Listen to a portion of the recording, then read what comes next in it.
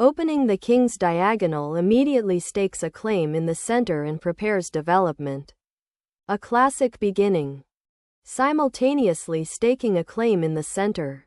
This mirrors white's initial central pawn advance, setting up immediate territorial conflict. Opens the door for castling, immediately challenging the central pawn and preparing to develop another piece.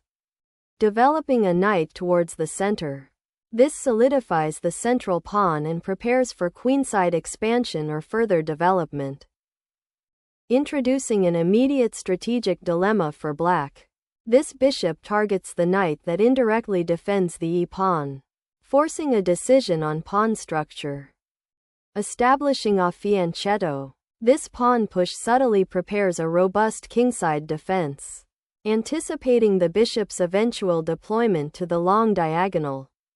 Doubling black's pawns opens the b-file and weakens their pawn structure, aiming for a long-term structural advantage. Black surrenders central pawn control, creating isolated queenside pawns that will require careful defense. Preparing to develop the queenside, but it weakens the light squares significantly. Solidifying the queenside pawn structure while aiming to control central squares. This move prepares to contest white's central influence. Securing the monarch behind a protective pawn wall is a fundamental safety measure, especially after a bishop exchange that has opened lines. This maneuver prepares for potential pawn advancements on the kingside and allows for easier piece coordination. A bold pawn thrust that opens a diagonal for the queen but dangerously weakens the dark squares around your king and creates an isolated pawn on c6.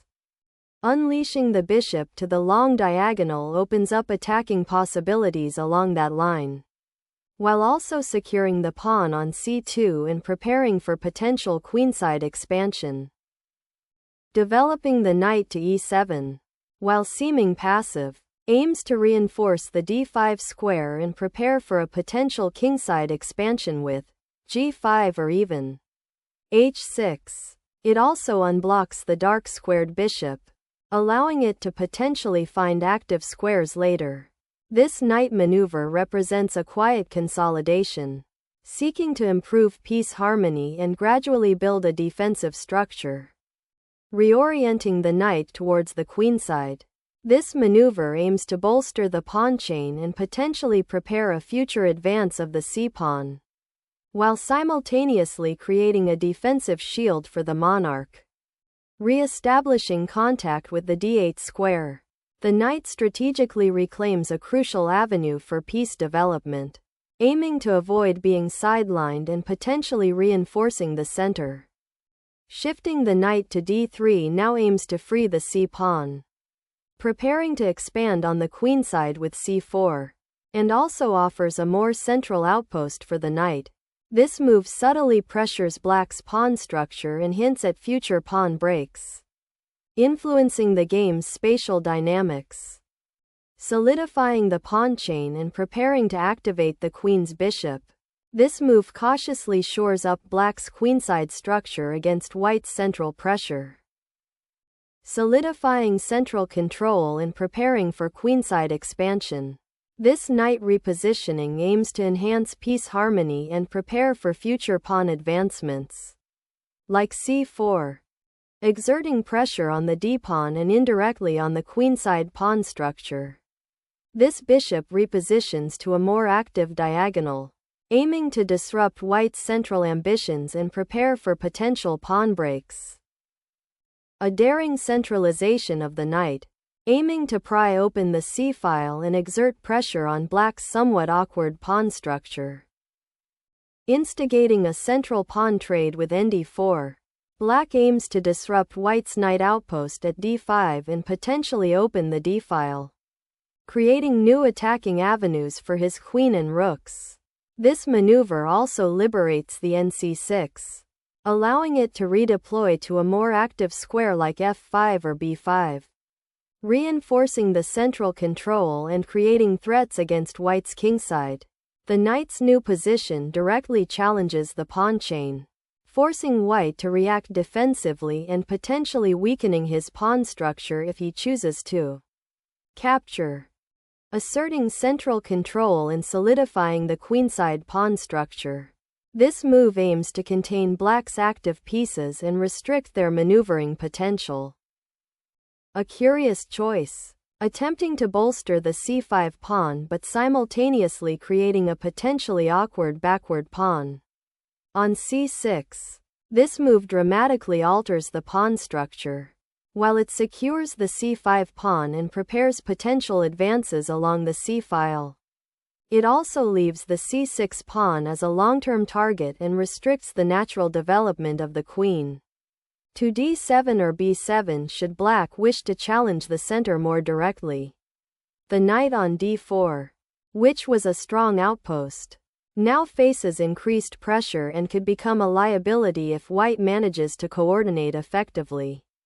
Observe how this pawn push influences the diagonals and the potential for piece play in the coming moves. Flipping the script on the knight's patrol.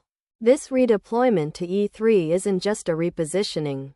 It's a strategic pivot designed to contest the central squares and potentially disrupt black's pawn chain. Notice how white's pieces are subtly coordinating to exert pressure on the queenside, hinting at a possible expansion or even a foray towards the vulnerable c6 pawn.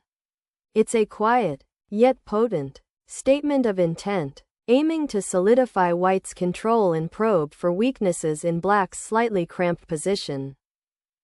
Opening a diagonal for the king's bishop to become an active attacking piece.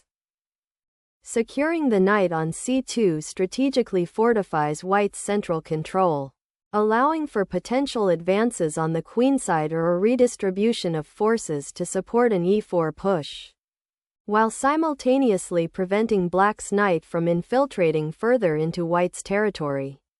The knight repositions to a more active square, eyeing the c5 pawn and creating potential battery possibilities with the queen on the a5-d8 diagonal. Repositioning the knight again, white aims to gain central influence and contest black's growing queenside presence. Unleashing the queen to d6 is a flexible regrouping, aiming to redeploy this powerful piece to where it can influence the center and potentially create attacking chances, perhaps through a subsequent qd7 and then attacking the c-file, or even supporting a kingside push. This maneuver also subtly prepares to challenge white's knight on d5, hinting at a potential knight exchange that could simplify the position favorably for black, as white's pawn structure is a bit fragmented. Embracing the pawn storm, white ignites the kingside to challenge black's burgeoning central influence and the inconveniently placed bishop. Opening the f-file is a bold, albeit slightly double-edged, decision, potentially sacrificing immediate pawn structure for dynamic counterplay. Opening the f-file now seems to be the primary objective, aiming to pierce black's somewhat passive pawn structure and potentially create attacking opportunities against the uncastled king. An aggressive dive into white's pawn structure. This knight sacrifice on d4 immediately aims to disrupt white's queenside buildup, potentially opening lines for black's pieces. It creates immediate tactical possibilities and forces white to react decisively. The queen's retreat to d1 orchestrates a subtle repositioning, aiming to untangle white's queen from the knight's attack and prepare for future central advances. This maneuver also frees up the d-file, potentially opening avenues for rook activity later on. Opening the bishop to the long diagonal immediately challenges white's pawn structure and aims to disrupt their coordinated pieces by creating a potential outpost on d4 for black's knight, all while preparing for future pawn advances on the kingside. Reactivating the knight towards the center aims to contest the d4 square, which black has so expertly occupied, and perhaps prepare for a more dynamic kingside presence. The user asked for exactly one comment, so I'll provide that. If they had asked for multiple, I would have offered variations focusing on different themes. The king's safety, a paramount concern, is now decisively addressed by tucking the monarch away behind pawns. A crucial step after the earlier pawn advance that seemed to momentarily forget its protective role. Sacrificing the knight here fundamentally alters the pawn structure, potentially creating lasting weaknesses for black while simplifying the position for white.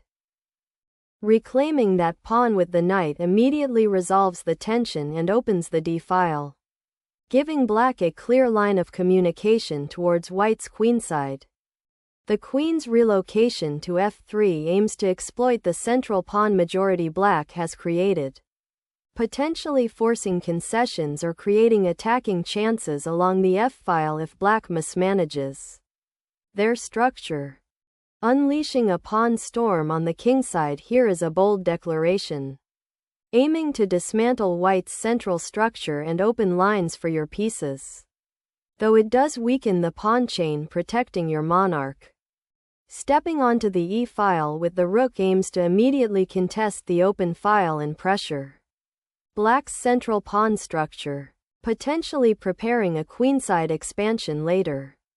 Opening the e-file for the rook seems like a straightforward response to white's pressure, but it might be a bit too direct, potentially inviting further harassment of black's king.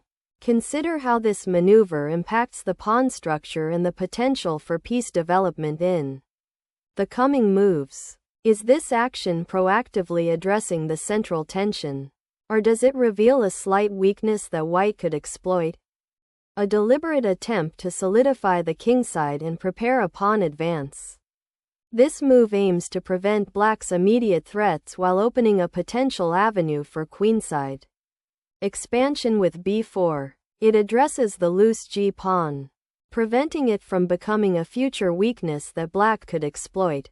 This repositioning also hints at a longer-term strategy of building a strong pawn chain and potentially challenging black's central influence.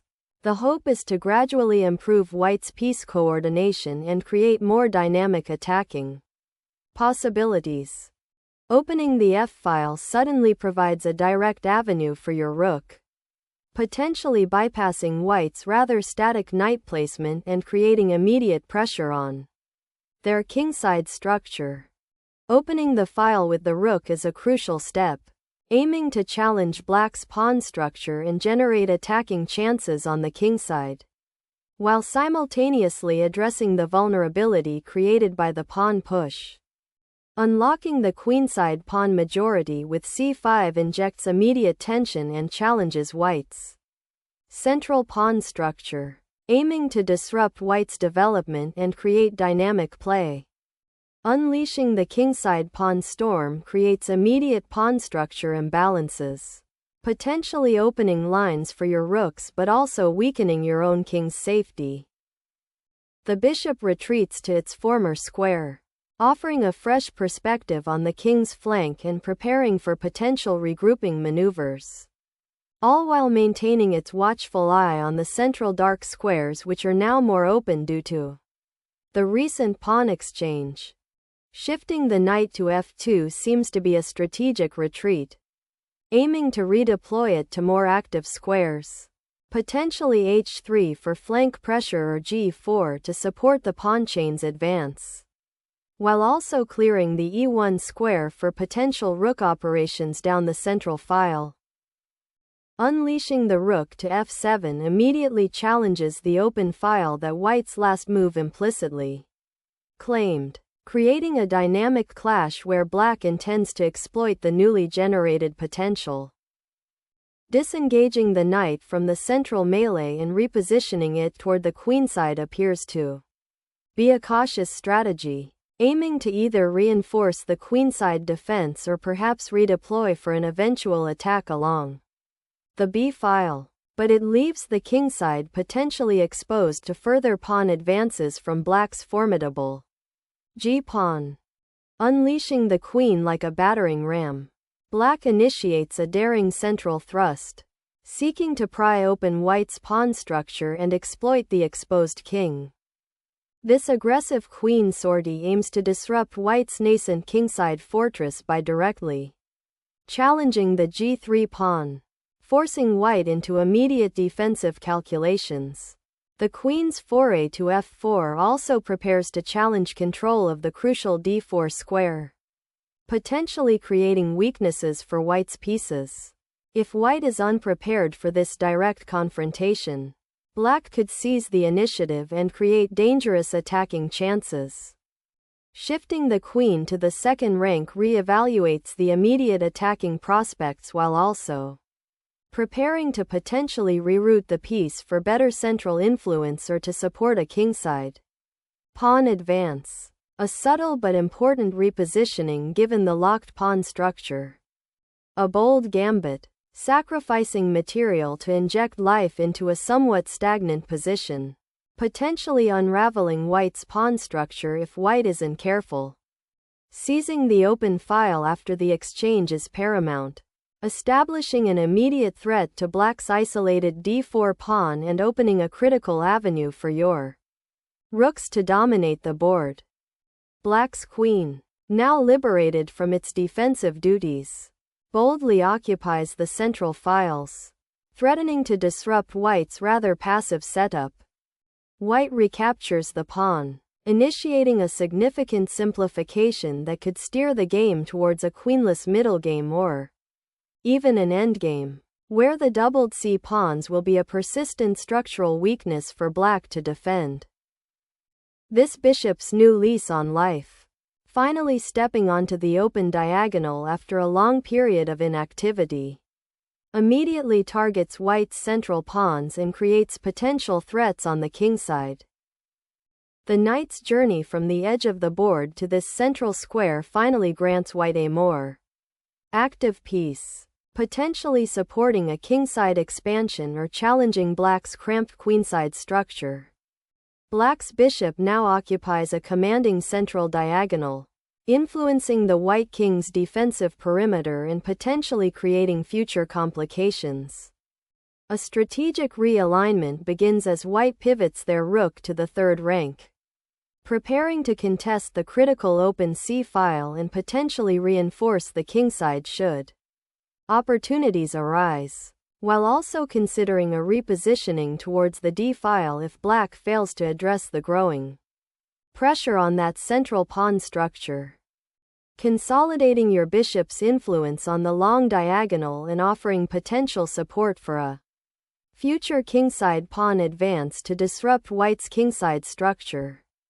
Unleashing the queenside pawn chain after a quiet period of maneuvering, white aims to create dynamic possibilities and potentially rupture black's defensive structure by seizing space and forcing decisions. The bishop retreats, no longer an active attacker on the queenside, seeking a safer square to support its comrades and potentially reroute for a defensive mission. Unleashing the queenside pawn chain to establish a broader territorial advantage.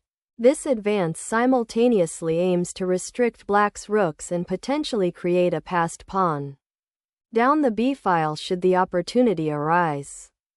Opening up the kingside with the bishop offers black excellent counterplay, potentially targeting that isolated d-pawn and preparing to activate the rook on the c-file. Shifting the knight to f5 initiates a clever piece of positional maneuvering, aiming to exploit the slight awkwardness of black's bishop on d6, which is somewhat hemmed in by its own pawns. This outpost promises to be a thorn in black's side, potentially restricting their piece activity and creating attacking possibilities down the line, especially if white can eventually open up the center. Exchanging the bishop here, after much back and forth, simplifies the position and potentially opens the d-file for black's rook. Though white's knight on f5 is still a significant obstacle, a critical juncture arises as the rook shifts, immediately contesting the open file and aiming to prevent black's central pawn from advancing further, simultaneously creating potential attacking avenues on the kingside. Suddenly, the bishop emerges from its defensive post, seeking more active participation and aiming to disrupt white's central structure. This pawn push aims to dislodge black's influential bishop, creating breathing room and potentially opening lines for white's rooks. A patient redistribution of forces begins, eyeing the weakened light squares around white's king and preparing a potential breakthrough on the queenside. Reactivating the king's mobility is crucial now that the central pawns have been exchanged, aiming to centralize the monarch and prepare for potential pawn pushes. Clearing the king's path from the f-file's lingering threats, allowing for a potential maneuver to the queenside or to solidify the central pawn structure. Activating the rook on d5 aims to pierce the pawn chain and exploit the open files that have emerged, potentially creating threats against the black king or loosening black's defensive structure. Further, this defensive maneuver on the king's file aims to consolidate the beleaguered monarch, seeking refuge from the immediate threats and preparing for a potential endgame scenario. The rook now occupies a central outpost, controlling the 7th rank and potentially threatening to infiltrate black's queenside pawn structure should it advance. The rook anchors itself on the e6 square, a deliberate positioning to contest the half-open file and prevent white from establishing any offensive presence there. This move signals a desire to achieve a more balanced pawn structure and perhaps prepare for a queenside expansion with the bishop now less directly under attack. It's a subtle but important step in solidifying black's position. Initiating an advance on the queenside aims to seize more territory and create potential weaknesses in black's pawn structure. Preparing to consolidate the rook's presence on the 7th rank, aiming to disrupt white's nascent pawn promotion plans and potentially fork the king and rook should white misplace their pieces. Bringing the bishop to the edge of the board opens up a diagonal for potential attacks and supports the advance of the d-pawn, aiming to gain space and restrict black's pieces. Unleashing the rook's potential through the center, aiming to disrupt white's pawn structure and potentially create an outpost for the knight. Reclaiming the light-squared bishop's potential after the exchange on d4 and the subsequent maneuvering is paramount, aiming to exploit the weakened pawn structure on the queenside and create opportunities for kingside pressure. Seizing the initiative on the d-file is a powerful idea, but sacrificing the bishop for a pawn and opening lines around your king might prove too risky in the long run. Sacrificing the bishop here aims to disrupt black's central pawn structure and potentially create new attacking avenues, though it also gives black a clear structural advantage moving forward. Finally, black lashes out on the kingside, aiming to exploit the weakened pawn structure after white's rather optimistic pawn push.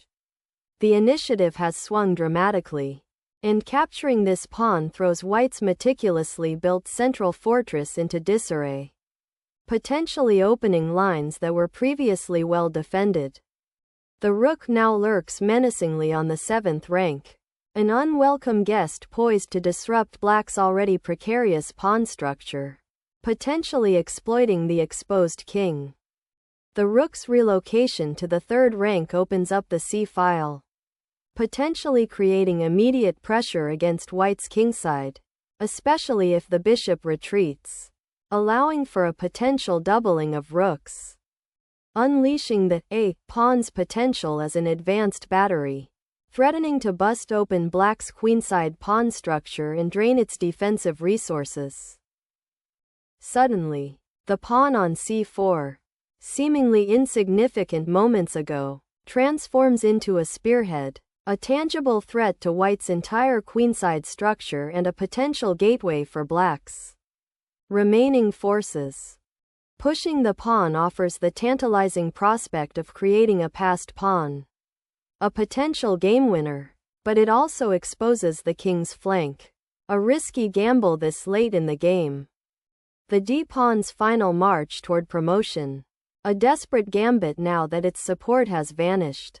Throws a chaotic wrench into white's otherwise smooth advance.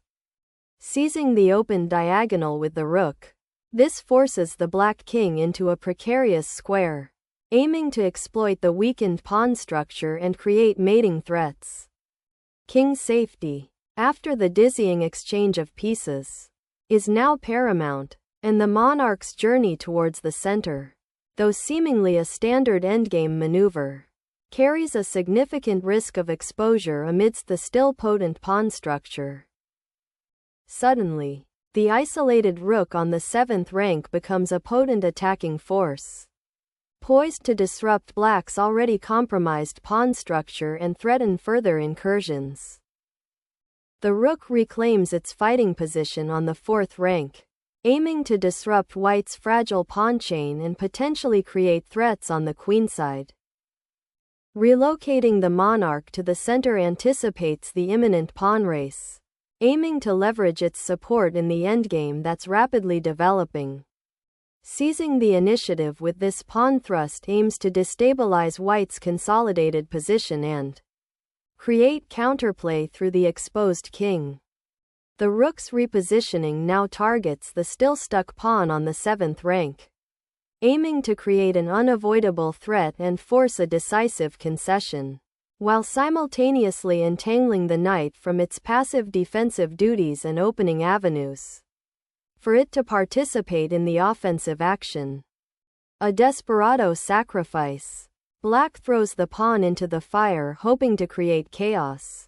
But white's king is far too secure for this pawn storm to achieve anything significant now.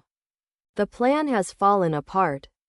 The king's decision to step into the open, seeking safety behind a pawn shield that has now dissolved, marks a critical juncture where survival depends on swiftness.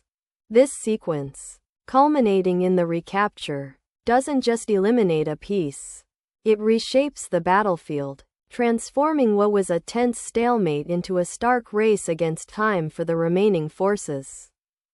The exposed monarch faces a stark choice: embrace the perilous journey through enemy territory or remain a stationary target for the approaching threat, sacrificing the bishop in return for eliminating the immediate danger, only to find oneself staring down a pawn poised for promotion, highlights the unforeseen consequences of aggressive maneuvering. A desperate attempt to create a passed pawn, at the cost of leaving the king vulnerable to a discovered attack, illustrates the high-stakes gamble that defines this endgame. The recapture is less about material gain and more about simplifying the board to a point where the king's defensive capabilities become paramount. White's willingness to bring the king forward, a bold move in any endgame, suggests a calculated risk to exploit the perceived weaknesses in black's structure. The stark reality of the king's position, now the most vulnerable piece on the board, underscores the urgency of finding a defensive setup or activating its own offensive potential. This recapture, while seemingly simple, initiates a chain reaction that will determine whether the king becomes a hero or a tragic figure. In this final act, the board has cleared dramatically, leaving the king exposed to direct threats, demanding immediate attention and careful calculation of its defensive options. Pushing that pawn to the 7th rank, a desperate attempt to create a passed piece and disrupt the inevitable checkmate sequence. The promotion threat looms large, forcing black to address the advancing pawn's existential danger.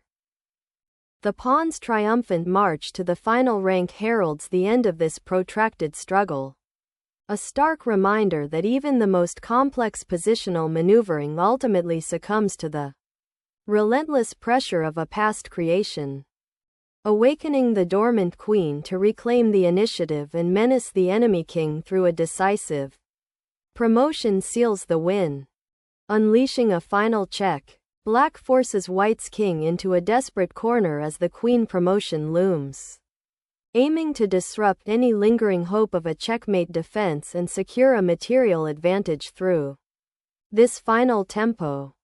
The king bravely steps into the fray, seeking a safer haven amidst the chaos of the endgame, hoping to join the pawn's final push while simultaneously offering itself as a target for potential tactical blows.